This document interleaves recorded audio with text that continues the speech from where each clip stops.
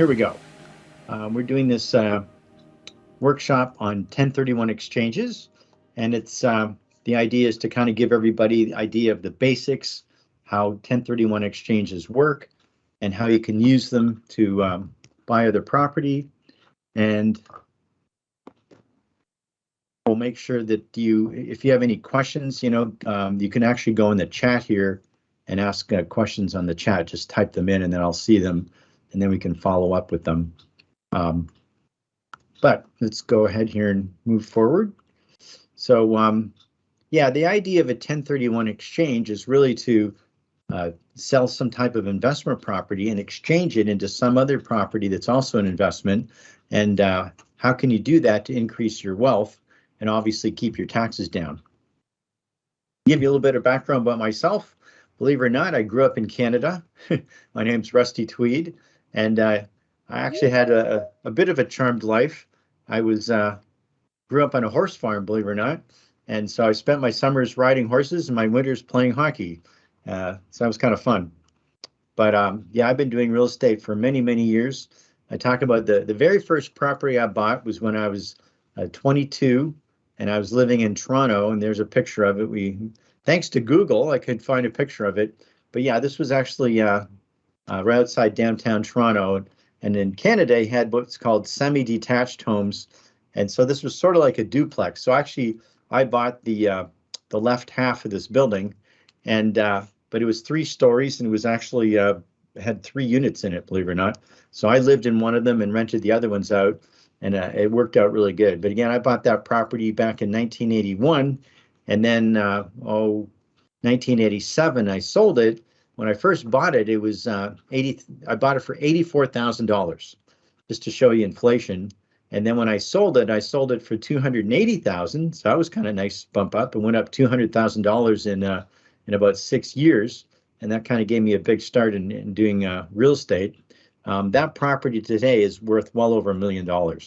So yeah, it's kind of interesting to see how real estate goes. Then I moved to LA in 1987. Kind of came down here in a business venture and ended up staying. So I've been here all those years. And just last year, I actually became a U.S. citizen. And so I have dual citizenship. So as far as 1031 exchanges, like I said, I was doing my own property for many years here and there. But then I was doing real estate professionally. I really got going at it. I did a lot of flipping of properties. Oh, I got someone else coming in here. Yeah, I started doing flipping of properties back in the early 90s. And so did quite a few properties that I bought and sold and flipped. And then actually in the early 90s, we had kind of a crash in the real estate market. So that slowed down. Then I got picked up doing it again in the early 2000s. And then in 2004, I actually learned all about 1031 exchanges. And so I got doing that, and both for myself and for clients. And since then, I've sold literally hundreds and hundreds of exchanges. And so it's something that I can boast about. I know that area really well. I'm in the middle of about 3 different exchanges right now, both with some of my own properties and also with clients' properties. And so, yeah, it's something that myself and my staff are very, very well versed in, and I've done a lot. And currently I have a real estate brokerage here in the San Gabriel Valley, San Marino. And also, not only am I licensed here in California, I'm also licensed in Florida, and we're in the process of setting up a real estate brokerage there as well. So yeah, we've done a lot of properties all over the United States. So again, that's, lots of experience. All right, let's see here. And also, yeah, I helped start Exeter Exchange. And so Exeter Exchange is based down in San Diego, but that's a accommodator. And if you don't know what that is, we'll be talking about that as we go along. But an accommodator is what you use when you're going through an exchange. So when your escrow closes, the money goes to the accommodator. The accommodator handles your funds until you've purchased your new property. And we'll be walking you through how that works. But I actually helped start an accommodator back in the early 2000s. And yeah, so again, it's an area that I can boast. I've done a lot of stuff in this area. Okay, so what is a 1031 exchange? Well, first of all, The whole idea of an exchange is it allows you to transfer a property that's an investment property into another property or multiple properties and not pay taxes. And so if you do this right, understand all the rules and follow them correctly, you can really magnify your wealth. I literally have clients of mine that have gone from, small amount of assets to tens of millions of dollars by doing exchanges. Because again, every time you do an exchange, you're not paying any taxes. And if you're smart about it and go into a better property, you keep growing your assets a lot. And it allows you to do a lot of things. There's a lot of flexibility in this, which we'll be talking about, but it's really a great vehicle. Also, as we're going through this, if you guys have any questions, like I said, there's a chat room here and I'll see the questions and hopefully answer them as we go along. Also, if you do have questions down the road, you can always email myself or my staff. If you use info@TFS Properties here at the bottom, we'll catch that. So again, down the road, if you're doing some kind of exchange or some questions you have about this that come to mind, just email us and we'll follow up. Okay, so where does the term 1031 exchange come from? Well, it's pretty simple. If you look it up in the IRS code book, section 1031, that's where all the rules are. So it's just totally from the IRS code section. And so this section of the code actually allows a real estate investor to sell rental, income, or investment property. It cannot be your primary residence. It has to be some type of investment property. And again, if you follow the rules that we're going to talk about today, you will not pay any capital gains tax whatsoever. And again, I've had people that have done this over and over and over. They just keep, every time they sell a property, they do another exchange. And it's a way of magnifying your portfolio and not paying taxes and then growing it. Again, it'll help you grow your portfolio a lot. Now, if you go back in history, it was originally called the Starker Exchange, and it actually came from a court case, and this was back in 1979, and the Starker family was involved in a large transaction.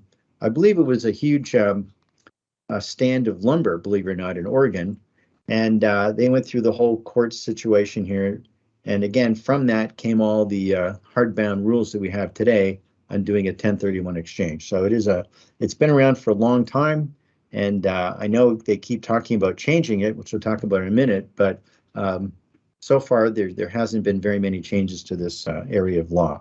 And again, if you look this up in the IRS code section, you can read all the actual legalese from the IRS if you really want to do that, but you can if you want.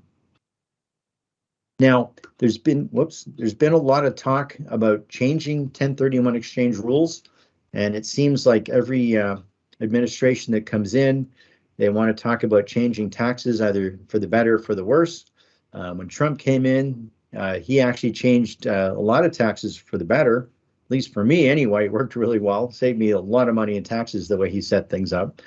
But even Trump, when he was talking about changing the tax rules, was talking about 1031 exchanges, and he did actually make some changes where prior to Trump, you could exchange all kinds of different things, not only real estate, but you could exchange airplanes, you could exchange, believe it or not, broadcasting licenses, cattle. There's a lot of different things that were exchanged.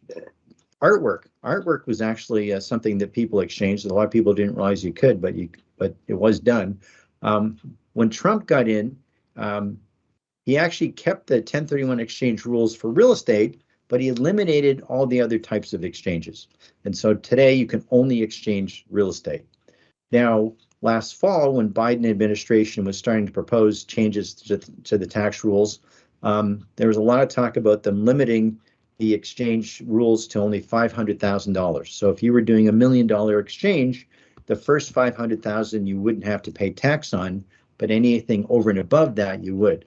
But when it actually hit the Ways and Means Committee, which is a committee that actually, goes through all these tax rules and sets it up for Congress to vote on, they actually decided to drop it.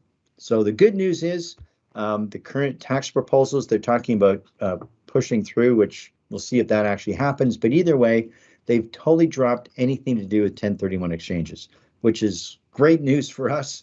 And so we're not too worried about anything changing for quite a while. Also, it's midterms this year, and then right after that, in 2 years, we're going to have another vote. So we don't think they're going to change this area. They may change some of the other tax things that are going on, but 1031s we don't think are going to change. So that's the good news. And just so you know, this has come up a bunch of times. Actually, back in 2006, I actually went to Congress with a group lobbying about 1031 exchanges, because back then they were talking about changing them as well. That was a cool experience. We got to go around and meet a lot of different representatives. We met Orrin Hatch and a few other guys and explained to them what 1031s were and how they worked. And so they didn't change the rules. I don't know if it's because of me or not, but it was actually a fun experience, though, to go around and talk to senators and to House of Representative persons and explain to them how this worked. One thing that's very interesting about 1031 exchanges, when they do these tax proposals, they talk about how much money is being lost in taxes because people aren't paying taxes when they do a 1031 exchange. And so that kind of on the surface kind of makes sense. But the reality is, when you actually look under the hood, 1031 exchanges create a lot of money for taxes. And that's because there's a lot of people that I know we're dealing with that if they didn't have a 1031 exchange, first of all, they wouldn't sell. They would just hang on to the property because they would be thinking, look, why would I sell a property and pay a bunch of taxes? Unless they're really forced to or whatever, they just wouldn't do it. But on the other hand, if they're encouraged to sell a property and then buy another one without paying taxes, just think of all the taxes that are generated because of the transaction. Because, those of you that have been in real estate for a while, you realize that there's real estate commissions, there's title insurance, there's all kinds of things that come up, lawyers' fees. There's quite often when you buy a property, you fix it up. Or if you're fixing up a property in order to sell it. So there's a lot of money generated for the construction industry. There's just a lot of areas of taxes that are generated because of a 1031 exchange. So even though the owner of the property is not paying taxes, there's a lot of people that are associated with that transaction that do pay taxes. And so the truth is that I think, and from the studies I've seen, by having the 1031 exchange rules in place, we actually generate more taxes than if we didn't have it. So again, that seems contrary to what a lot of people think, especially in the Democrat side. But the reality is, I really think that we do actually generate more taxes because of it. Also, when you study economics, you learn about velocity of money. And so a really key factor in the economy and keeping it working is transactions. And so the more transactions there are, the more money that's generated and the healthier it is for the economy and for for collecting taxes. And so by having 1031 exchanges available, it encourages people to sell property and transfer it. And again, it not only doesn't just generate taxes, but it also generates a lot of motion in the economy. So anyway, in the long run, 1031s are a great thing, and I hope they're around for the rest of my life. One thing I'm throwing in here to make sure everybody understands this is that we're going to be talking about, a lot of different tax issues here, but everybody's different. Everybody has a different situation. For example, I'll explain a little bit later, but I'm doing a very complicated exchange right now, probably the most complicated one I've done, and it takes a lot of different aspects of it having to do with taxation, and so you really need to consult with your CPA. Make sure that you understand the ins and outs of what you're doing. Talk to your CPA. Look, when I go to my CPA, I sit here and I say, okay, if I do this, tell me how much tax I'm going to pay. And if I do another option, how much taxes will I pay this option B? And so he'll actually run it for me and show me the difference. And that works really well in making me understand what I can and don't, or what I should or shouldn't do. So again, we really encourage you. We're not tax professionals. We're here to talk about real estate and how you can use the tax rules to your advantage. But just make sure that you do talk to your own tax guy and understand all the ins and outs of what you're doing. Also, whenever you're doing any kind of real estate transaction, and we'll be talking about this as we go along, it's not just the tax risks that are a problem. It's also caveat emptor, buyer beware. So when you're buying a property, there's all kinds of risks. And, it's just so important that you spend the time for due diligence, hire professionals to investigate the property, always have a property inspection done, check tax records and all that kind of stuff, because these are all risks in real estate, and if you have a question about something in the property, don't be afraid to call in some kind of consultant or expert to check it out for you. If you think the roof, like if you have a property inspection report done, for example, it may come back saying the roof looks older, but it seems in good shape. Well, to me, that's a little bit of a questionable situation. So I would probably call up a roofer and have them go look at the roof and get a better opinion just to make sure. Because when you have property inspections done, it's not always, it's not always going to give you all the specifics you need. I'll give you a really great example.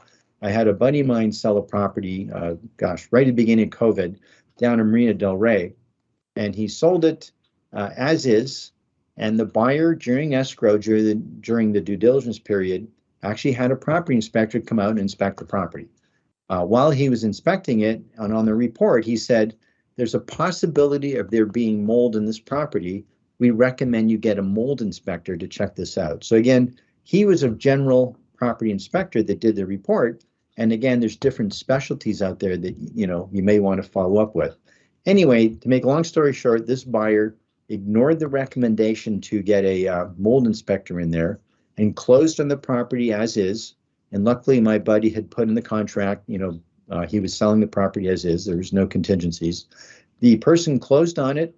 And then months later, he was coughing and had some asthma problems, etc. And he realized that when he left the house, he stopped coughing. And when he went into the house again to live, for his regular stuff, he would start coughing again. And then he had a mold inspector come out, and it turned out that there was a terrible problem with mold behind the walls that again, my buddy that owned the property had lived there for 30 years, and he didn't realize there was the mold in there because, again, it was behind the walls where you couldn't see it, and it was a big problem. Well, that poor man that bought the property ended up paying, I actually don't know how much, but it was, $50,000 to $100,000 he ended up spending fixing that mold problem. And all he had to do was spend probably $500 to get a mold inspection done, and he would have saved his butt on that one. And fortunately, my buddy that sold the property had no risk in that case because the person did have a property inspection done, and it was his own fault, the buyer, for not following through. So anyway, I'm just giving you an example that actually happened in the last 2 years, but these kind of things are something you have to pay attention to when you're buying or selling real estate. Okay, so let's start talking more about 1031 exchanges. Here's an example of a building. This was actually, we rounded the numbers off here, but it was a client we were dealing with several years ago. It was a property they had bought quite a while ago for $1 million in Hollywood. It went up in value. And in this case, they actually sold it for close to $3 million. Now, when they sold it, that gave them a $2 million gain, right? They purchased it for $1 million. And just so you understand tax terms, whoops, I apologize. Sometimes my computer does this. When they first bought it for $1 million, that's what they call the basis. Okay, so remember that term, the basis. Your CPA will know what that term means, and anybody in the tax world will know right away. The basis is the point from which you calculate capital gains tax. So in this case, the property went up $2 million, and they had a $2 million gain. So the basis was $1 million. The current value of the property was $3 million, and that's your gain there. So everybody understands that. That's a pretty simple concept. But one thing that a lot of people don't understand is depreciation. So for those of you that have owned property for a while, you'll know that on the Schedule E on your tax return, every year that you file your tax return, you're going to show some depreciation. And that depreciation actually gives you a loss. And that's what's great about owning rental property. I know from owning my own properties, you buy a new property and then the rent comes in, and at the end of the year, because of the depreciation, you end up paying little or no tax on that rent. And that's totally because of depreciation. So that's a wonderful thing. Okay, that's one of the reasons why we love rental property. But what happens though, is that every time you take that depreciation, it lowers your basis. And so in this case, over a bunch of years, the basis went from $1 million. They had shown $600,000 in depreciation, and the new basis was $400,000. All right. So what does that mean? Well, when you go to file your tax return, in this case, if you didn't do an exchange, you've got the $2 million capital gain, and you're going to pay 20% tax on that with the current tax rules. And in this case, that would be $400,000. But then in addition to that, you're going to have what's called depreciation recapture. And what that means is that when you go to do the taxes, we're going to recalculate the loss that you had taken all these years, that's $600,000, and that's a higher tax rate. That's 25%. So you're going to have to pay that in addition to the capital gain. Now, that's your federal taxes. What about the state? Well, the state of California has the honor of being the highest tax rate in the country, and so you're going to pay an additional 13.3% on that gain, and they're going to pay that on the entire $2.6 million here. So that means you're going to pay pretty close to $1 million. Now, again, everybody's going to be a little different. You might have some tax losses, what we call carry forward losses. There may be other things going on in your tax return that could change these numbers, and that's why you have to talk to your tax person. But in a simple situation, this would be pretty close to true.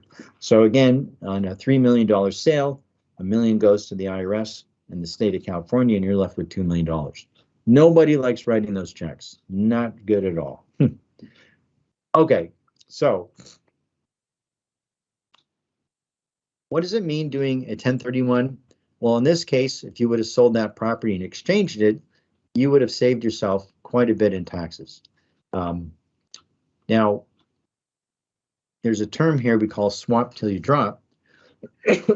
So we kind of jokingly use that, and we'll talk about that a little bit later, but there's a thing called a step up in basis. And so when somebody dies, the basis from when they first bought the property gets stepped up to the current value of the property. And we'll talk about that more later. But again, there's a lot of people I deal with where they bought property, and over many, many years, decades, they keep exchanging. And so their net worth keeps going up, and there won't be any taxes due until after they pass away. And then they get a step up in basis, in which case there's no capital gains tax, there's only inheritance tax. And so we'll get that a little bit more into that later, but it's a huge advantage. Now, another rule that we have to understand is a like-kind property. Now, that's a very open term, okay? It's actually almost a misnomer. So like-kind really is very open-ended. It's any type of property in the United States that you don't live in. So anything other than your personal residence, and again, we'll get into this a little more later, but anything other than your personal residence, you can treat as a 1031 exchange property, as long as you don't live in it. And you're allowed to buy property anywhere in the United States. So currently we're dealing with a lot of investors that have property here in Los Angeles. And as you know, we've had some spectacular growth over the last how many years, since 2008. And a lot of people are going, you know what, if I can change my equity and put it into some other place, I would like to do that, at least for part of my portfolio. So we're assisting them in selling their property here locally, and then we're taking that equity and we're moving it into other states. So we do a lot of transactions in Texas, for example, Florida, believe it or not, Indiana we like a lot. But again, by using the 1031 exchange rules, we're allowed to exchange anywhere in the United States. We cannot exchange outside of the United States, and I think that's kind of obvious why. If you went and bought a property in Mexico and didn't pay tax on it, and then you moved to Mexico, then you're never going to pay tax, at least to the IRS. So they don't like that. So the IRS says, as long as you're exchanging within the United States, they do not have a problem with that. Okay, so I mentioned this earlier, the term an accommodator. It's also known as a qualified intermediary, or QI. So what exactly is that? Well, a QI is a third-party fiduciary that holds your funds after your escrow closes. So when you close escrow, rather than the money going to you, that money is going to be distributed directly to the qualified intermediary. And they're going to hold the funds for you. And then later on, when you pick the property and you're going to close escrow on the new property, they will release the funds from the accommodator to the new escrow so that you can buy the property that you're going to exchange into. And so for those of you that have retirement accounts, sort of a similar concept where when you do a transfer between, say, a 401k and an IRA, the IRS says you can't touch the money. If you touch the money, it becomes taxable. But by transferring it directly from a 401k into an IRA, it's not taxable. And it's the same kind of concept here. As long as that money does not go into your bank account from the sale of your property, it goes to a third party like this, then you don't have to worry about paying taxes. But as soon as that money hits your personal bank account, it's immediately determined to be a taxable event. They also will kind of monitor the transaction and make sure that you're following all the rules. And they're going to make sure that you don't go out and buy your own property to live in, etc. And then if you ever get audited by the IRS, or here in California, the state franchise tax board, they're going to have the records of your exchange, and they're going to prove that you followed all the rules, and therefore you don't have to pay taxes. So listen to your qualified intermediary. They're the guys that know what they're doing. Now, when you're picking one, you got to be a little careful, and I'll tell you why. It's kind of fascinating. And again, I've done business all over the United States, so I've seen this. For some oddball reason, and you'd think it'd be the opposite, but California is one of the states that's the most regulated in the country. We all know that. I mean, there's rules for everything. But for some strange reason, there's no rules whatsoever or no registration required for a qualified intermediary. Literally, anybody could open up a bank account and call it whatever name you wanted, and you can be a QI. Again, there's no regulation on this whatsoever in California. Most other states there are. So that's why you got to be a little bit careful, because you got to make sure that who you're dealing with, is the right guy. So get some referrals. Find out if they're bonded. Okay, now what does bonding do? Well, if something happens to an employee of that QI where they take off with the money or something bad happens, a bond will actually protect you. Being bonded means that it's kind of like it's sort of like insurance on the qualified intermediary to make sure that if money gets taken or something bad happens, you're covered. So you want to make sure they're bonded. You want to make sure that the money's being held in a reputable bank. We haven't heard anything bad happening with banks for quite a while, but believe me, the banks went under back in 2008 and 9. And so you do want to make sure that the money's in a larger bank. QIs that I deal with that have a lot of money, because they can have literally hundreds of millions of dollars sitting in their accounts, they will spread it out between different banks just to protect it. So again, you want to check these things out. Another thing we put on here, beware of accommodating accommodators. What the heck's that? Well, again, there's a bunch of rules you're going to learn about here, and they have to be followed correctly. If the accommodator doesn't follow the rules and the IRS finds out about this, then they will invalidate all the transactions that QI has been involved in. And so you don't want to be involved in that, because you could have your money through that accommodator. You did everything right, but then they screwed up on somebody else's account, and then everybody in that QI loses their tax status. And so that would be a very bad thing. And I've actually, heard of that happening. So an accommodating accommodator quite often will say, oh, well, we've got these 45 days, but if you backdate the document, we'll let you go to 100 days. Well, that's a no-no. You don't want to do that, because again, if the IRS or anybody ever catches you, you've got a big tax problem. The other thing is, a lot of people don't realize it, but have your QI set up long before you close escrow. This we run into over and over and over. And again, I just have to pound this, because when you close escrow, that money has to go to the QI. If you don't have an account set up with the QI, how does your escrow know where to send the money? They're going to send it to you. I've actually had people call me up and say, hey, Rusty, I want to do one of those 1031 exchanges you're talking about. I closed escrow last week. What do you want me to do?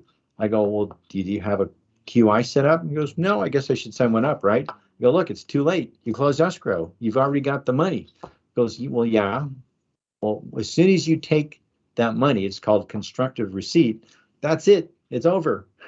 That's become a taxable event. So again, have your QI set up. Make sure that your agent knows about it. Make sure your escrow knows about it, and that's all set up. weeks in advance to closing the escrow. And especially do that now, because the amount of transactions that are going on right now is huge. And every escrow and every QI that I'm dealing with is backlogged. In fact, there's some QIs I'm dealing with that don't even take any more business. I just got a notice from one of them this morning saying that if you need a transaction done, you have to give them at least 10 days notice in advance because they are so backlogged. And so, you know, and in fact, there's an escrow next door to us here. And if I drive by in the evening, you can see the lights are on because a lot of people are putting in overtime. So again, you really have to get these things set up in advance, because trying to do it the last minute, especially with the amount of transactions going on right now, is not a good way to go. Okay, so let's talk about exchange period. Once the qualified intermediary has your funds, you have 45 days from the closing of your property to replace the property. Now, it doesn't mean you have to close escrow. It means you have to ID or identify your properties that you plan on buying before the end of that 45-day period. And then after that, you have an additional period to actually close the escrow. So just look at this. At the end of this 45-day period right here, there's a form that has to be filled out with your QI. And on that form, you're going to list out the properties that you're going to be buying with the value of them, and also the address, et cetera, et cetera. And the QI will give you a copy of that, obviously, but they're going to keep it in their records so that if you ever get audited, that form is time-stamped. And quite often, well, today, you know, you can email it, and the email will show that it was done before the 45-day period. Back in the old days, before emails, we used to fax them, and then the fax would timestamp the form, and then that way the IRS knew that you're within the 45-day period. But you have until midnight of the 45th day after your closed escrow. And believe it or not, I've had things happen. In fact, I remember years ago, I had a client that we literally submitted the form by fax at 1:45 on the 45th day. I just had a transaction a week ago with a couple that I was dealing with, and they actually got in a bit of a fight over what they were going to identify, believe it or not. And we didn't get it done till 20 to 12 on a Saturday, 20 minutes before midnight of the 45th day. We did get it done, and we emailed the form and everything, but that was kind of a surprise. It dragged out to the last minute, but it did. So again, as long as you do this by midnight, you're in good shape. After you've identified it, you have an additional 135 days to close escrow. So the total period is 180 days, which is basically 6 months. And that's including weekends, holidays, everything is included in that. Now, a couple real important warnings here. First of all, this 45-day period is really, really, really fast. So especially in an economy like we have right now, where the market's fast and furious, you're going to be putting offers on properties and you're going to get beat out over and over and over. It's going to happen. And so you got to be aware of that and be making sure that you're on top of it and finding your property before the 45 days is up. But it can be very hairy.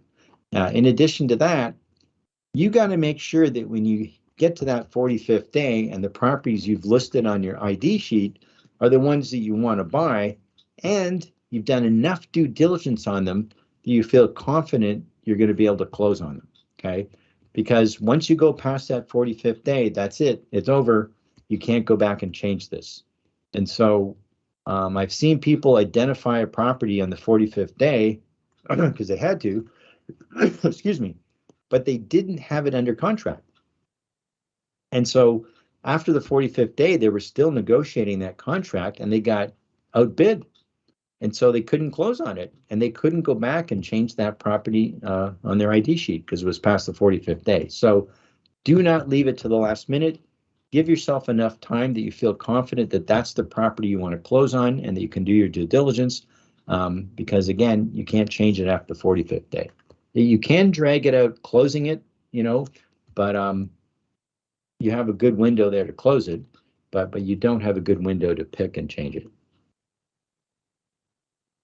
Right, a few terms you're going to run into. There's the down leg. So the down leg is the property you're selling. We call it the relinquished property. And so if you're selling a rental property, in this case is a property that we did down in Orange County. I know it looks like a nice home, but it was actually a rental, and that was the down leg. Now, When you pick a property to exchange into, that's called your upleg. All right, so you're going to hear these terms.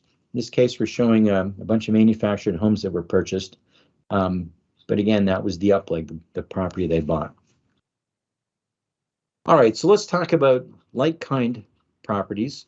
And again, this is a pretty open term in the IRS's view.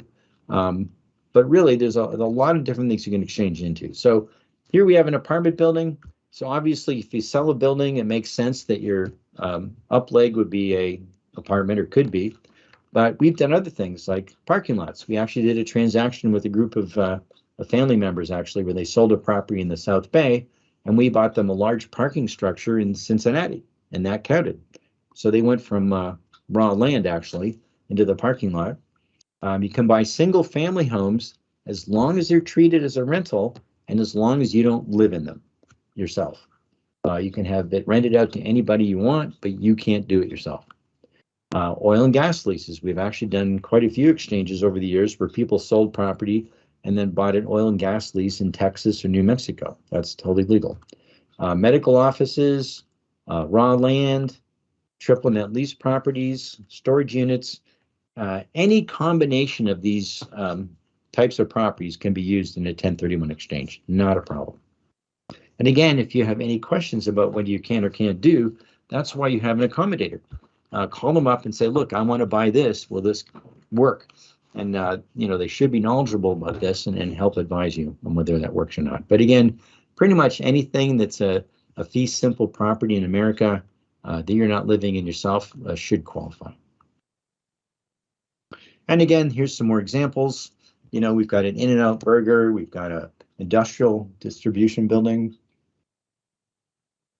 We've got single family rentals. We've got multifamily, agricultural farm works, undeveloped land actually works, tenant in common interest in property. All these things you can exchange into. Now, things that you can't exchange into, what we call non-qualifying properties, again, pretty obvious, your personal residence, land under development for resale, or construction or flips for resale. So the IRS is very clear that when you're doing a 1031 exchange, you're buying a property with the intent of a long-term hold. You're not buying that property to turn around and flip it. Now, if you keep it, for a few years, fix it up and then sell it, that's okay. If you ask around to CPAs, there's no hardbound rule about how long you have to keep a property, but generally they say at least 2 tax returns. So if you buy a property, you fix it up, maybe you spin off some parcels from that property, don't do it right away after your exchange. And again, consult with your tax guy because he's doing your tax return, but you want to give yourself some time. If you're doing, say, a subdivision or a condo project or multiple properties that you're fixing up and then you want to sell them off, there's a lot of rules having to do with this, and that they do not count for 1031 exchanges. And so again, you have to sit down and do a little homework to see what you're doing. But when you see somebody building a subdivision, let's just say out in Lancaster or something, and there's 50 houses that developer's building, he cannot exchange those. He's actually considered a wholesaler, and so he's has an inventory that he's selling off. And so in that case, you cannot do that as 1031 exchanges. He has to pay capital gains on each one of those properties as he sells them. Anyway, so that's something a lot of people don't realize. So like you hear about D.R. Horton or Lennar or these, Purdy Homes or whatever that are large developers on those subdivisions and condo projects they're paying capital gains tax on each transaction. You can't do exchanges on common stock, partnership interests. Partnership interests you cannot exchange. Okay, so if you have a partnership, and we come across this a lot, there's maybe 3 guys all together in a property. In fact, I'm involved in one right now that we're in the middle of selling, and there's 3 of us that own a property, and the other 2 partners don't want to exchange. They actually want to cash their money out, and so the third partner is kind of forced to cash his out as well. It's kind of like when you're in a partnership, it's all or none. Everybody has to go along with the exchange.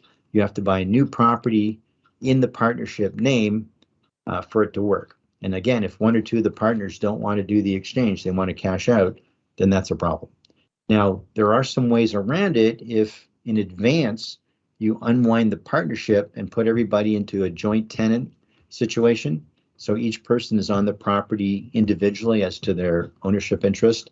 That will work, but you have to do it way in advance to the transaction. So again, it's a little bit of a gray area how early you have to do it. Check with your tax person, but most of them want you to do it a year ahead of time. Okay.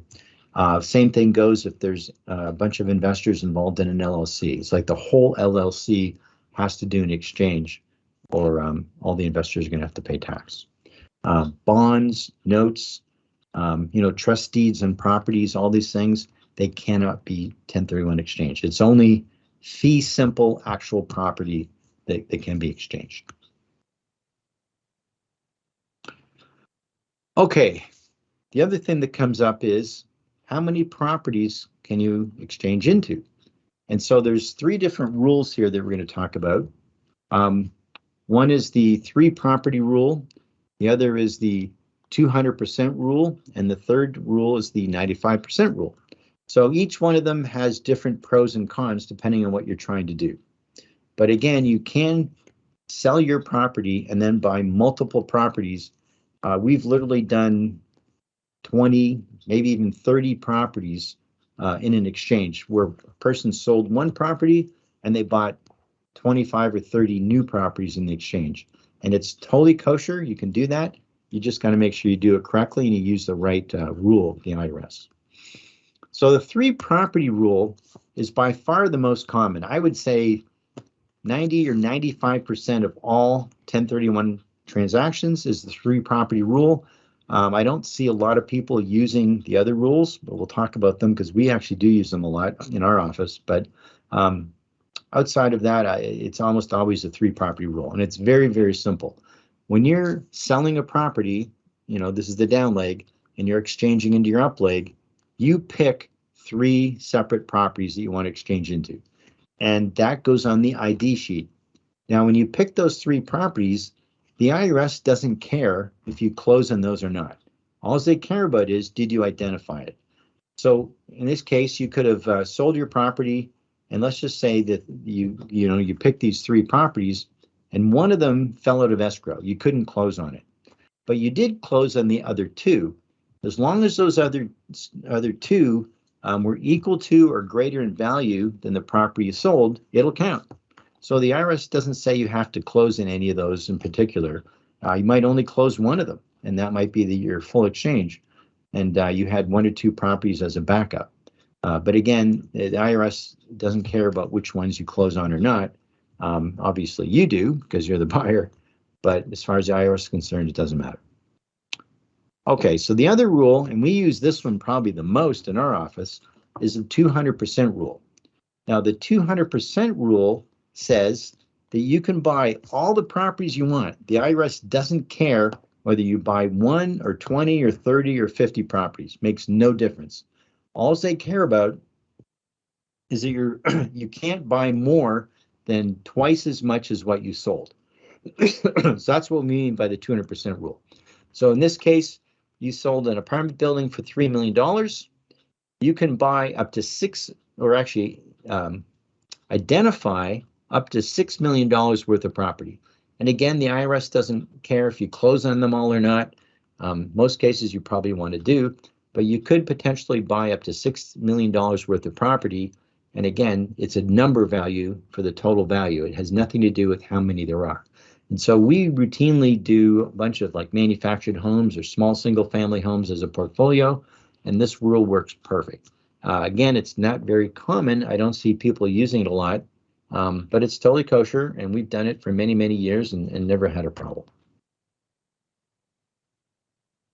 So the third one is a rule that I've actually never seen anybody use. And so I'm not going to spend a lot of time on it, but the 95% rule says you can identify as many properties as you want, but when you close escrow, you have to close on 95% of those properties. So that one's kind of dangerous because if some of the properties end up having problems with them and you don't want to close because they had bad foundations or the buyer wouldn't negotiate on some of the problems that came up. This is a tough one. And so again, I've never actually seen it used, so I'm not sure how this one came about. In our case, like I said, we're mostly using this 200% rule because it's very simple and easy to use. So again, we're not going to spend time in this one because I just don't know if you're ever going to use it. Okay, so when you're selling your property, and let's just say it's $1 million, you have to replace it with at least $1 million value property. The IRS does not care, in most cases, how much you buy. They're more concerned about making sure you bought at least $1 million or whatever it is you sold your downleg for. So that's pretty straightforward.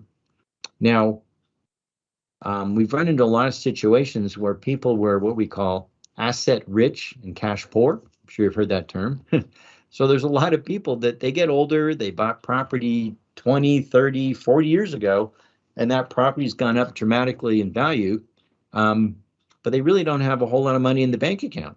So when they sell a property, we've even advised people, we say, look, from the situation we're seeing here, why don't you just cash out some of that sale and pay tax on it and give yourself some money in your bank account? Because as you all know, when you own real estate, who knows what comes up down the road, especially as you get older, you get retired, you don't have a lot of cash, you have some medical situation come up, you need to fix up get a new roof or buy a new car, whatever the situation is, it's very advisable to have some money in the bank.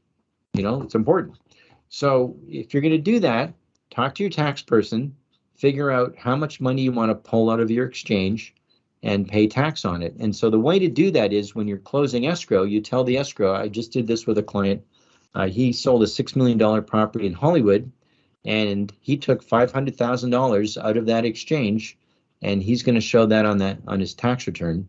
And the rest of the money he's going to exchange. So that's totally kosher. You can do it. But if you are going to do it, sit down with your tax person and calculate it out to make sure you set aside the money you need for taxes. Also, it's surprising how many people have some form of tax loss on their tax return, back from stocks crashed back in 2008 or something like that, that those tax losses carry forward for many, many years. And so I've had people sit down and the tax person says, look, you can cash out $200,000 and not pay any tax on it because you got some other tax losses that will offset it. So that's why it's important to sit down and do a bit of tax planning. So that money you take out of the exchange and don't exchange is called boot. And so you'll hear that term. And again, the example we're showing here is the person had $100,000 of boot. They showed that on their tax return as a capital gain, and the other $900,000 they went into another property. So again, it's very simple and easy to do this. Just make sure you plan ahead of time for it. Okay, so when is the best time to exchange? You know what? There's no real answer here. It's really what you feel comfortable. So again, when we're sitting down and working with people, we go, okay, what's your goal here? What are you trying to do? And will the 1031 exchange fit your purposes? And so a lot of times, like I said, we deal with people that their property values have gone up huge. I mean, it constantly staggers me how much property values have gone up here in California. It's just unbelievable. But again, we deal with a lot of people that have a lot of appreciation in one property. And if something ever happened to that one property, that's it. They have no other diversification. Or, like I said, they've had that one property go up in value, but they have no money in the bank. And so there's a lot of situations where you have to sit down and figure, what's the best thing to do now that I have this equity in my property? And so again, sit with your tax person, take a good look at your overall picture. Probably the biggest reason we're seeing people doing exchanges is if you go into another state, the relationship between the income you're getting on your rent, we call that your cap rate, and your value of the property is much greater than it is in California. And just to give an example, we're routinely seeing properties here in California that are rentals that are at like a 2 or 3% cap rate, which means that if you bought $1 million property, you'd be collecting about $30,000 of net income on that property as rent. So that would be a 3% cap rate. That same property in Texas was probably going to be a 6% cap rate. It would be double. Or in, maybe in Indiana, it might be a 7 or 8% cap rate, or we see sometimes 10% cap rates. And so literally you can take the equity in that property in California, move it to another state in a higher cap rate property, and double or even triple the income you're getting from your rents. And so there's a lot of people that go, look, I've got $500,000 of equity in this property and I'm getting very little rental income. Let's put it in some other property out of state where I get a much higher cash flow and I got that rental income coming in, and I can retire, or I can have more money to go out and make more trips or whatever it is you want to do. So everybody has their own goals and purposes. So you have to kind of look at that and figure out, how can I use a 1031 exchange to help me achieve the goal that I have for myself? And again, everybody's a little different. So again, just to reiterate, the 2 dates you cannot forget, you have to mark these on your calendar, is the 45th day after you close escrow and the 180 days. And you have to be very aware of that, because if you go past these dates and you don't do the right thing, you can't go back and change things. So keep this in mind. Again, 45 days to pick the property and fill out the ID sheet with your accommodator. Your accommodator will hand you about that 45th day for sure. And then the 180 days, you have to close escrow. And I'll give you an example. Back when Trump was running for president in 2016, I was doing an exchange with some people I knew, and they were going to a new property. They actually had a loan commitment to buy that property. And I'm not sure why this happened, but somehow when Trump won the election, the lender kind of had a panic attack and withdrew the funding for that transaction, because they were scared that something was going to happen because of Trump winning the election. And so that created a huge problem. They had to go and find a new loan, and they were well into their 180 days. Literally, they got a new loan, they got it funded, and I believe they only had maybe 2 days left on that 180 days. So they barely got through that transaction. Otherwise, they would have gone past the 180 days. So it's something you have to be aware of. And fortunately, I haven't been involved in one where we went past the 180 days, but we came very close.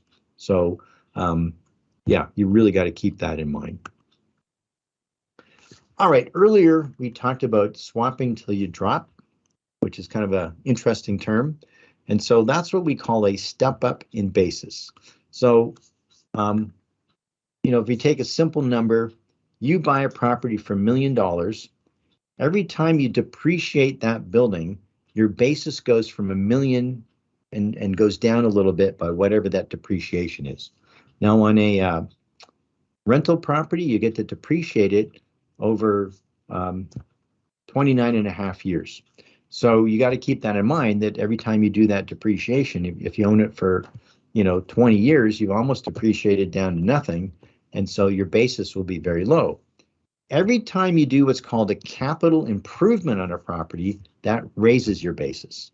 So for example, if you went and did a full renovation on a unit in a duplex and you spent $50,000, that $50,000 raises your basis. So if you bought a property for $1 million and then you went and spent, say, $100,000 renovating it, now your basis went from $1 million up to $1.1 million. And then you can depreciate it down from there. And so that's why your tax guy wants you to keep good records of money that you spend in your property, because that will be a deduction for you as you go forward. Now, let's just say you have a property it's very common, obviously, for a husband and wife to own a property as joint tenants. Well, if one owner passes away, the survivor gets a full step up in basis. So what does that mean? Literally, if you have a husband and wife and they own $10 million of property and they had a basis on that of $1 million, which, believe it or not, there are people like that have had that property for many, many years. If they've sold that $10 million portfolio, they'd have a $9 million capital gain and a pretty big tax bill. One of those spouses passes away, and I usually pick on the man because men have a tendency to pass away first. The wife, the surviving spouse, gets 100% step up in basis, which means she can go out and get all that property appraised at today's value of $10 million. And if she sold all that property today, she would pay 0 capital gains tax, believe it or not. Actually, I've been through this with people, and it's the real deal. Now, the other advantage is if she doesn't sell that property, she can keep depreciating it from the new high value. So now she's going to collect a ton of rent and pay no tax on that rent because of the depreciation. And it gets even better for the kids, because when that spouse passes away, and then, like I said, the surviving spouse gets a step up in value, the second spouse passes away, guess what happens? We get a new step up in basis. So that $10 million portfolio could have grown to $12 million. The mother passes away. The kids go get all that property appraised for $12 million, and they can sell whatever they want and pay no capital gains tax. Now, they will have inheritance tax or estate tax, which is a different calculation. You know what? I should have checked, and I didn't check to see what the new rules are for 2022. But the estate tax does not kick in until about $12 million. And so in a $12 million portfolio case, literally there's going to be 0 taxes, no inheritance tax and no capital gains tax in the step up in basis scenario. So this turns out to be a huge advantage for people to hold property for a long time. And that's why we say swap till you drop. You keep transferring that property in 1031 exchanges. And then when you pass away, you get the full step up in basis, and voila, there's no taxes. All right. As we're going along here, is there any questions? I've been talking a lot. I don't know if anybody has anything to ask while we're here.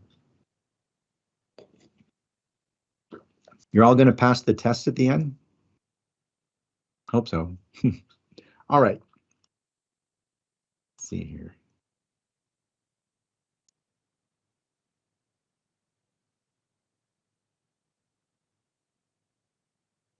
Oh, I have this little caveat at the bottom here. It's important to know how to, the term vesting has to do with how you title your property. And so, again, always check with your realtor or with your CPA how you have your title on your property. Most people have it in a living trust here in California, and sometimes people have it in a husband and wife joint tenants with rights of survivorship. That's the best way to title a property. If you do it as a tenants in common, the husband has a tenants in common and the wife has a separate tenants in common, then you only get the step up in basis on the part of it that's in the person's name that died. So if you do joint tenants with right of survivorship, you get 100% step up in basis in the whole property. So make sure you check, with whoever you're dealing with, CPA or whatever, how to title your property correctly so that you don't run into a problem later.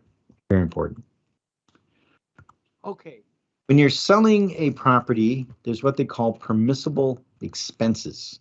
And so costs involved with selling real estate include selling expenses, operating expenses, lender fees, taxes, all these kind of things. So any kind of selling expense can be paid with your 1031 proceeds, and it's not taxable. So what does that mean? Well, when you're buying title insurance, when you're paying escrow fees, when you're paying attorney's fees, when you're paying broker's commissions, very important. Us brokers always want to get a commission, right? Any kind of finder fees, referral fees, all these things you can write off as part of your exchange. Documentary transfer fees, fees for your intermediary, recording fees, all these things that are directly related to your transaction, you can write off. So those are what we call qualified expenses. Things you can't write off, believe it or not, are financing or lender-related points, taxes, prorated rents, insurance premiums. Now, to be frank, some of these things your CPA will let you write off as a business expense, but it won't be part of the 1031 expense. Security deposits, maintenance repair costs, non-related loans or credit, which means if you took money out of your exchange and went and paid off your credit cards, that would not be considered a deduction. So again, if you have any questions on any of these issues, sit down with your tax person and just make sure he knows what you're trying to do, and then he can tell you whether it's taxable or not. Now, if you have shares in a corporation, you can't exchange that. You can't deduct that. Life insurance contracts, some people do these life settlements. You can't write that off. Again, we used to be able to do, collectibles, artwork, things like that, but we cannot do that anymore. So none of these will count for your 1031 exchange. Okay, so there are some other types of exchanges that are a little more complicated, and but we do these once in a while. So one of these is called a reverse exchange. Now, a reverse exchange means you actually buy the property that you want to be as your up leg before you sell your down leg. And so this kind of makes sense. We have a lot of people that say, hey, listen, I don't want to sell this property until I know the property I want to buy. We say, okay, you can do that. It's called a reverse exchange. Go find the property you want to buy and exchange into first, and then we'll figure out how to make it work. Well, it's easier said than done, to be honest. So first of all, we're in a very frothy market. And if you put an offer on a property and make it contingent on selling your down leg, I guarantee you that very few sellers will be interested in taking your offer. They're going to have 5 other offers that are going to be much more attractive with no contingencies like that. And so it is tough in this kind of market to buy a property contingent upon selling your down leg. It's going to be really, really tough.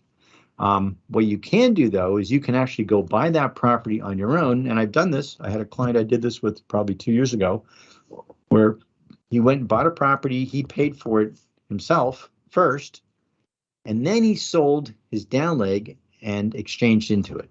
So you can do it. The problem is you have to have enough money and wherewithal to be able to buy that up leg first.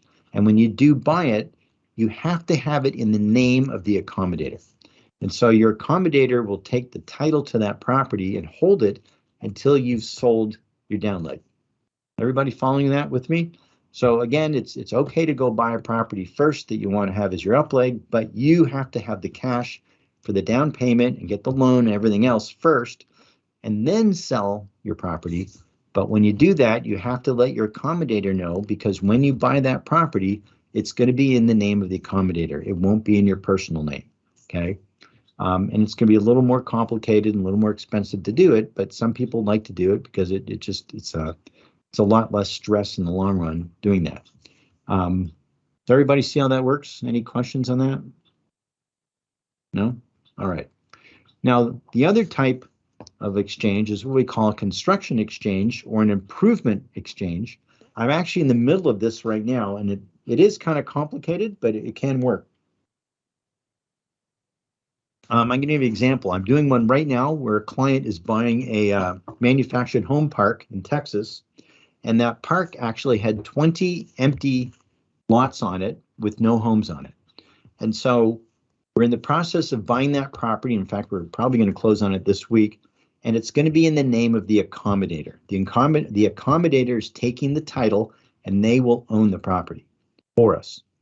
And then we have 180 days to buy new manufactured homes with our exchange money and install them on that property and make it part of the exchange. So in this case, we bought the park, or buying it, for $1 million, and then we're spending another probably $600,000 buying new manufactured homes, and we're going to have them shipped and installed on that property, and they have to be installed as on a foundation to make it qualify. And so as long as we get that done within the 180 days, we not only get to not pay tax on the $1 million purchase, but we also won't have to pay tax on the $600,000 that's going to be used to buy the new units. So that's going to work out hopefully really well. We're in the middle of doing it. We've already put money down on buying the new homes. And so as soon as we close escrow, we're going to have them shipped and installed, and it should be done in the next 2 months. And also in this case, the manufactured home park has all the utilities, the sewer, everything is already put in that park for these lots. So it's going to be a pretty easy transaction. If you're going to get more complicated and you have to put in, a bunch of utilities, like you have to have the city come in and put in the electrical, and you have to put in the water and the natural gas and the sewer, that can take a lot of time. I don't know if you guys have been involved in getting permits and things, but depending on where it is, especially here in California, it can take forever. And I don't recommend a transaction like that in a place like California, where it's really hard to get permitting, because it can easily stretch past 6 months. I'm involved in a property in Austin where we're trying to rezone and get some things done with the city, and it's taken us well over a year. And so if we were trying to do that as an exchange, that would have been a big problem. It wouldn't have worked. So again, you really have to sit down and take a look at how easy is this to get done within the 6 months. And in some cases, it'll work.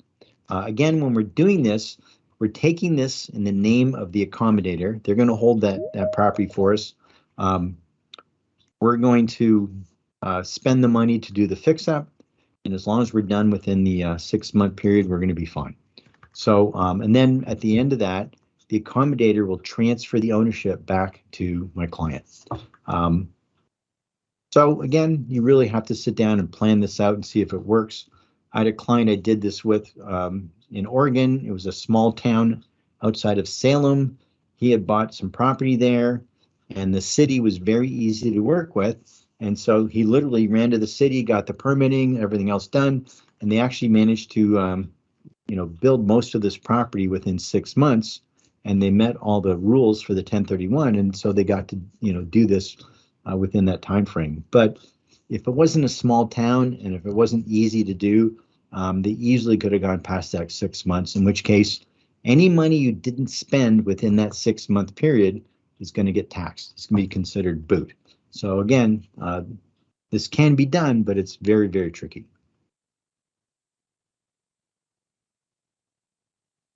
Okay, so then there's what's called a simultaneous exchange. And truthfully, we talked about that Starker case back at the beginning of this webinar. Well, that's where this came from. What I should say is prior to the Starker ruling, you had to do a simultaneous exchange, because truthfully, exchanges have been done since the early 1900s, actually. But what they would used to do is you would put your property under contract, and then you would go find another property put under contract, and then when your escrow closed on the property you're selling, they would transfer the money to the new escrow, and you would buy it in the new escrow right away. So there was no 45-day period. It was called a simultaneous exchange. So you can do that, and there's some cases where we worked with people and they actually have a property picked that they're going to buy, and it's all set up and very simple. And so rather than going through an accommodator, you just close your escrow, have the escrow wire the money to the new escrow with the new property you're buying, and it's all set up in advance.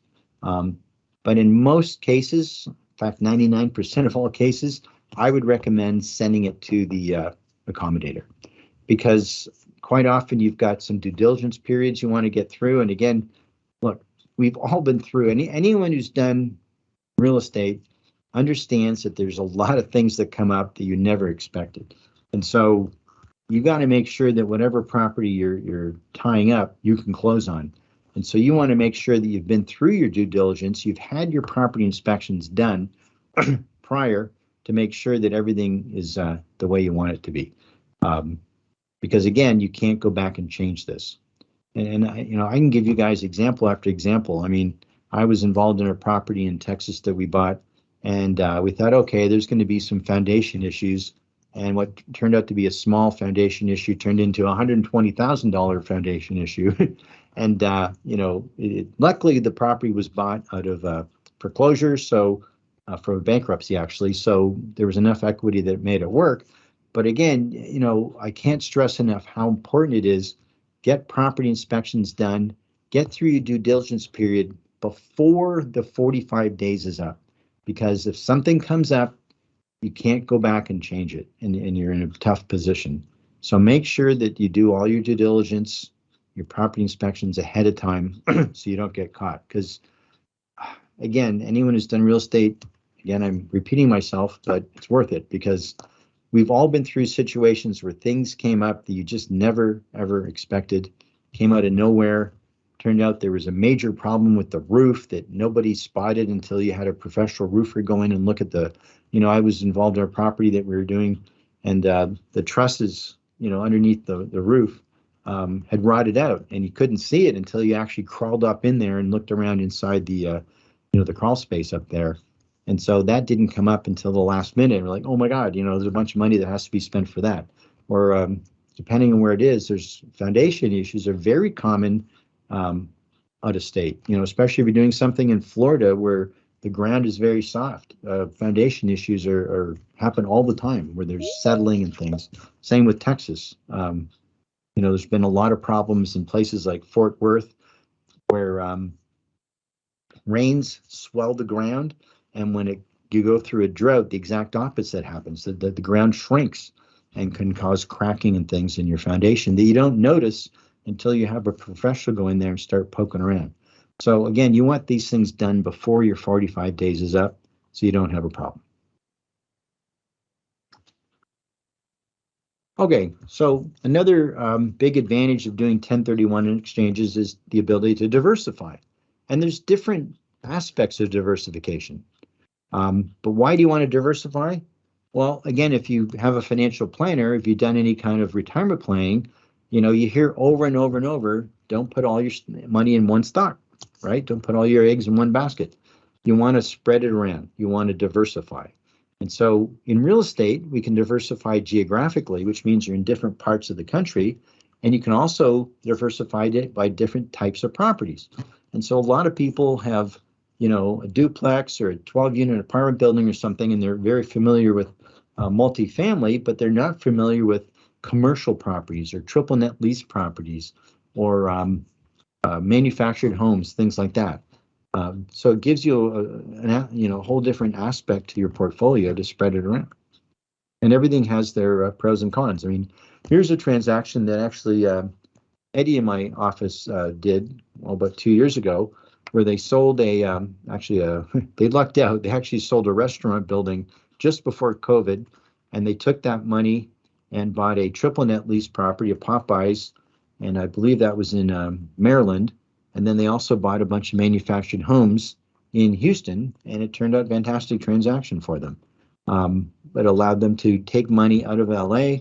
Back then, they were worried about the market dropping, which it did for a while during COVID, and then it went up. But anyway, it accomplished the goals that they wanted by doing this transaction and getting into other types of properties in other parts of the country. Plan ahead. And again, this is one of these things that I can't stress enough.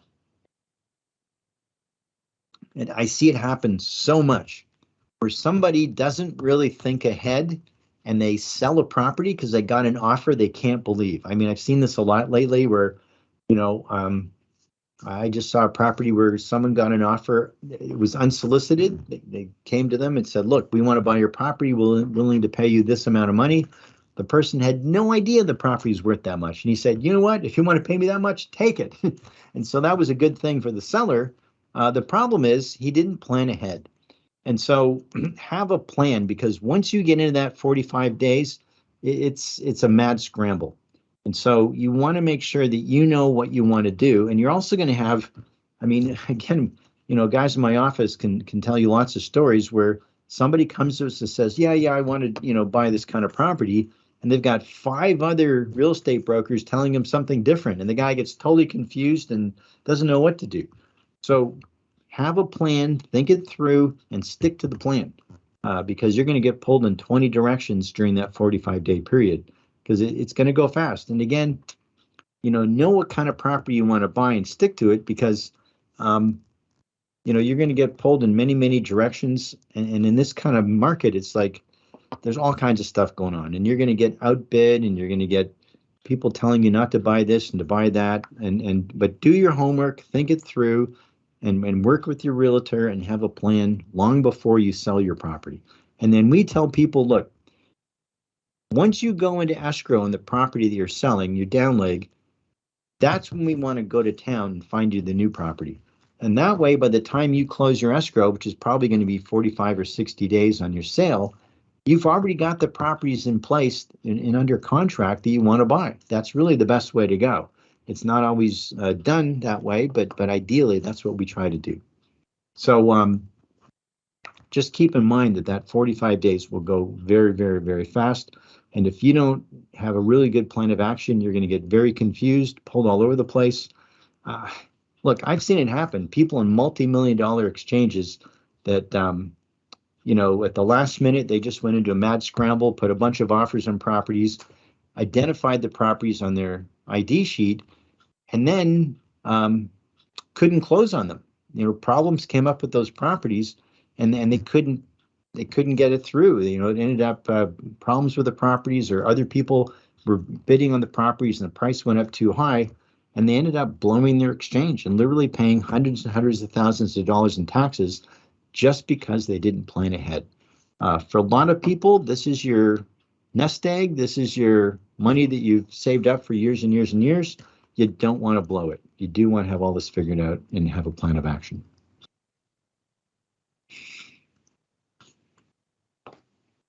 Oh, somebody's asking a question about the 45 days.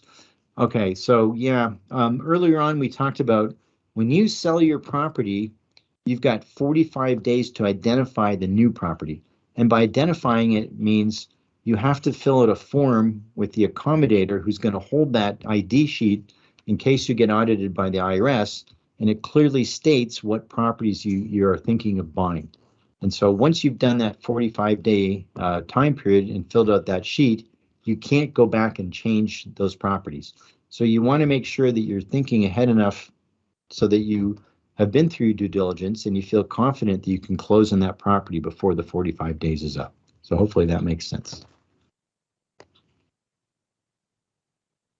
All right, so okay, so some questions that come up. Do you also have to exchange the debt in addition to the equity on a 1031 exchange? So the question is, or sorry, the answer is yes. So what does that mean? Let's just say you sold a property for $1 million and it had $500,000 of debt. The IRS does not care about the debt. They don't. All they care about is that you bought at least a property worth $1 million or more. So if you sold the property for $1 million, you bought another property for $1.2 million, no problem. The IRS can totally deal with that. The problem is, if you sold a property for $1 million and had $500,000 of debt, you only have $500,000 in the bank to buy a new property, unless you have a bunch of other cash sitting somewhere else to use. So I would say 97% of the time, people are going to end up going and getting a loan in order to buy that $1 million, or sorry, $1.2 million worth of property that you're buying as the outlay. So in most cases, you are going to get a loan to replace the debt on the property you sold, unless you happen to have a lot of cash to replace that loan. Perfect example, I had a buddy of mine, he sold a property in the West Side, and we did an exchange. We bought a property in Texas for him. And it turned out that at the same time, he had a business that he sold. He actually had a bunch of cash from the sale of his business. And so he didn't want to have any debt on the new property. So rather than getting a new loan on the property, he went and got money out of the bank that he had, lucky him, and replaced the debt with his own cash. So he ended up buying a property that was a little bit higher in value than the one he sold, but he ended up putting about $600,000 extra cash in it from his own funds, so that he had no debt in the new property. So it does happen, but it doesn't happen that often. Most people, like I said, will go get a new loan to replace the debt that they had in the property they sold. Can you buy property in another country? We talked about that earlier. The answer is no. The IRS does not like that. You have to be in the domestic United States, which means you could buy it in Hawaii, you could buy it in Florida, you could buy it in Alaska, all these different places that are part of the US, not a problem, but you cannot go outside the US. How soon can you sell a property after you've exchanged into it? Well, that is one of these questions. It's a gray area. There's no hardbound rule. I did mention earlier that most CPAs feel comfortable with at least 2 years of tax returns. So if you buy a property this year, you show it on your tax return as a rental. Next year, you show it on your tax return as a rental. You could sell it later next year because it would be on your tax return for 2 years as a rental. And so that would work. So again, there's no hardbound rule here. Definitely sit down with your tax guy because he's the guy doing your tax return. But from everything I've seen, 2 years seems to work. Can you do a 1031 exchange out of your personal residence? Well, yes and no. So if you had a property that was your home and you sold it and then went and bought a new property right away and decided to use that for a rental, that wouldn't work. Okay. Now, the IRS does say that if you've lived in a home 2 of the last 5 years, you can take the $500,000 exemption if you're married. And so people do that all the time. But anything over that $500,000, you're going to have to pay tax on. Now, I just did this with a client. We're just doing a transaction right now where he had a very nice home in Hollywood, very expensive actually. And so he moved up north. He went and bought a ranch actually up in north of Santa Barbara, and he's been living there.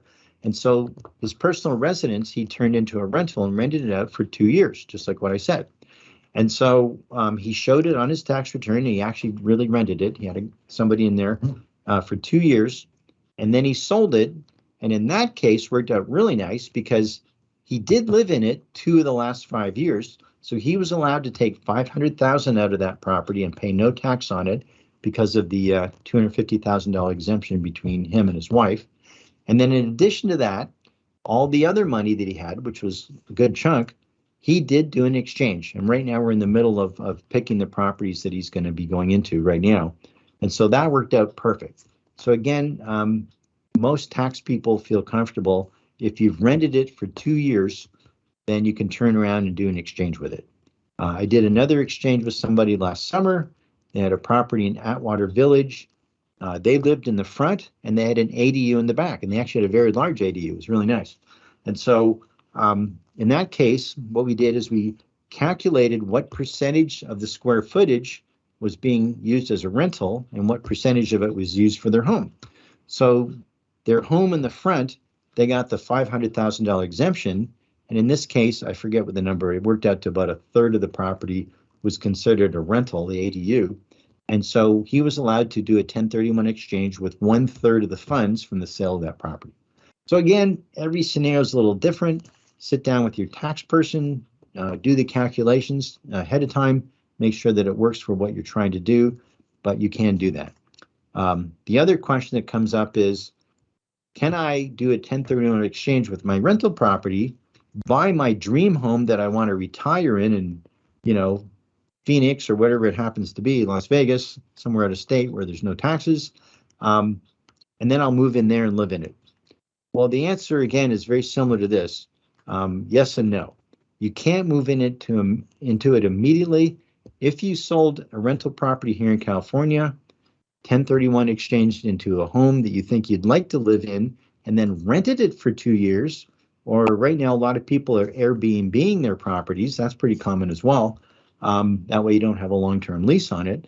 Again, if you rented that purchased property, that upleg, for 2 years, and then got rid of your tenant and you moved into it and lived in it personally when you retired or whatever, that would work. Okay, so again, we have that 2-year tax return thing. But yeah, you could do that, but you have to legitimately show it as a rental for 2 years. And I actually talked about this already. And again, sit down with your tax guy. Can't stress that enough. Everybody has different situations, and you want to make sure you're not getting yourself into trouble. Okay, so let's give you guys some examples of things that we've done that I've been involved in, or someone in my office has, and kind of show you how this would work. So here's an exchange we did last year. We had a very nice man. He owned 2 triplexes actually over in Mid-Wilshire district, and he wanted to retire. And he said, look, my goal is to sell these properties. He owned them for over 20 years. He had a huge amount of appreciation. In fact, he had no debt on them. And he just wanted to get himself in a situation where he had more income. And he also wanted to get rid of all the headaches of being a landlord. You know, it was just a lot of work for him. He wanted to kind of free himself up so he could spend more time traveling and have more money to do that. So we actually listed and sold both these properties. They both closed within about a month of each other. That way we could combine the funds, and that's kind of interesting thing too. So each one of these properties sold in excess of $1 million.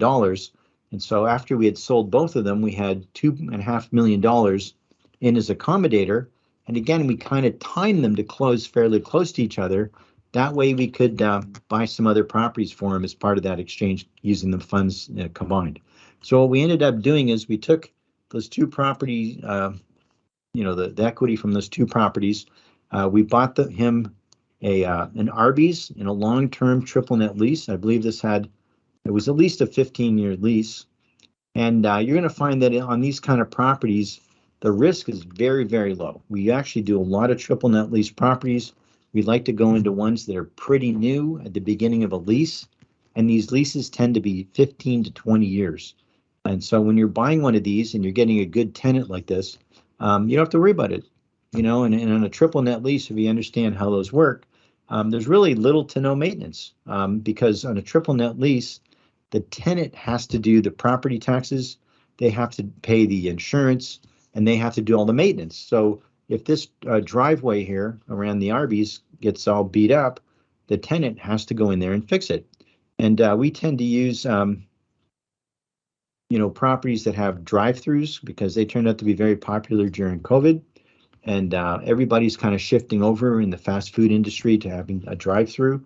And so those kind of properties did really good, no matter what happens to the economy, no matter what happens to COVID, et cetera. So it's a good, stable asset for somebody. Now, we also mixed in some single-family homes, rentals in an area we deal with in Beaumont, Texas. And then we also did, 6 manufactured homes. Now, these other assets we're talking about, the single-family homes, the manufactured homes, have a much higher cash flow than what you're going to get on a triple net lease property. And so that actually increased his cash flow. In this case, he went from $88,000 of net income to $152,000, and it literally doubled his income. And he got out of state and he got to diversify his portfolio. So it worked out really good for him. I'm just showing you a spreadsheet here and that we do routinely for clients. And again, it's important to do your homework before you go through these transactions. So here we broke down, this is the money he had from the sale. We broke it into the different components of the properties, that we're going to purchase. He bought the Arby's for $1.4 million, a bunch of manufactured homes and single family homes. And we broke out all the income and expenses, so he knew exactly how much money he was going to get on his equity. And so, again, you want to plan this all out before you go through the transaction so that you know what you're getting into.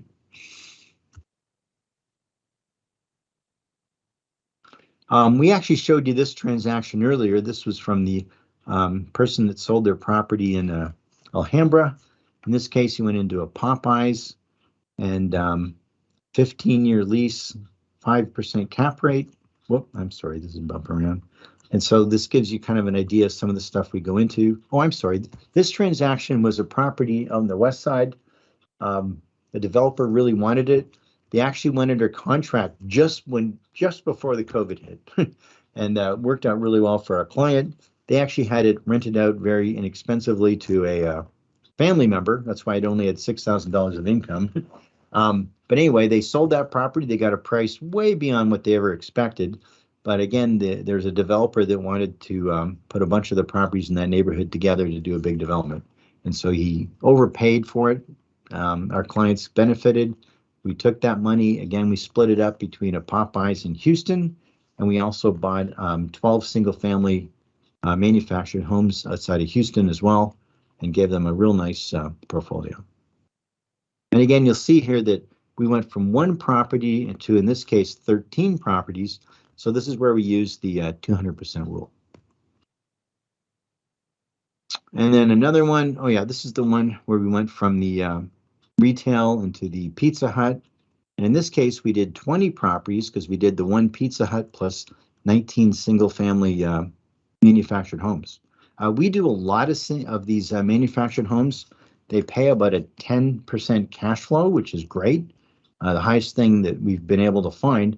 And they're also easy to buy and sell. And so that's why you see a lot of these manufactured homes. So in this case, if they wanted to sell a couple of those manufactured homes and use the money to fix up their house or start a new business or something, it's very, very easy to turn around and sell some of those off. Plus, they're getting a very high cash flow. Plus, the rental market right now in Texas is just booming. Here was another case that we did. This was, gosh, a little over a year ago. This was a single-family home in Orange County, sold for a little over $1.1 million, and they were getting around less than a 3% cap rate. Got bid up over market. We took that money and we bought 16 manufactured homes. And in this case, the client was an older man, and he said, "Look, I don't care about appreciation. I'm old enough, I don't have to worry about that anymore. I just want to get the maximum rental income I can possibly get so I can go out and spend that money while I'm still alive." Believe it or not, we get that a lot. And so this property got sold. We bought these 16 manufactured homes, and his income skyrocketed. He went from a little over $30,000 a year to $130,000 a year. And so in this portfolio, he didn't care about appreciation. Manufactured homes do not go up much, if at all, in price, but the rents are fantastic. So this maxed out his income. So again, every scenario is different. I mean, we can give you example after example of different things that we've done, but you've got to sit down, take a look at your situation and see what fits for you, and you got to get advice to make sure that what you want to do will work. So that's why I can't stress enough, work with your CPA and other tax professionals or whatever that you work with to make sure that you're doing the right thing, because what I'm telling you here may end up not working for you. It might be different. And also, when you're buying property, I cannot stress enough, get property inspections done. Get professionals in there to look at the roof, look at the foundation, look at the different things that could possibly be wrong, because once you've closed on that property, you're stuck with the problem, you know? So you want to make sure that if you do have problems, you know about them up front and you don't get surprised later. I mean, I'm in the middle of buying a property right now. We're buying it as is. And, you know, if some problem comes up later, the buyer is kind of stuck with it, but they're getting a really good deal on the property, and they don't, you know, they've got a lot of money in this case that they're going to use to fix it up. And so they'll deal with it. And that's how they got a property that under market. But it's hard to buy properties right now. Just, you know, I'm sure you're seeing it. And it's not just here in California. It's all over the country. You can go to Tennessee. You can go to Austin. You can go to Tulsa, Oklahoma. You can go to Florida. I don't care where you go right now. There's way more buyers than there are sellers. Things are getting bid up. You have to be really on the ball to find a property that fits for your exchange. Now, we do this routinely all the time. We have very good connections in these different markets. And so we're very used to what to look for, et cetera. And a lot of the properties we're doing are actually off market. But again, you really have to be careful and plan these things out ahead of time. Okay, well, that's pretty much it. Unless anybody has any questions.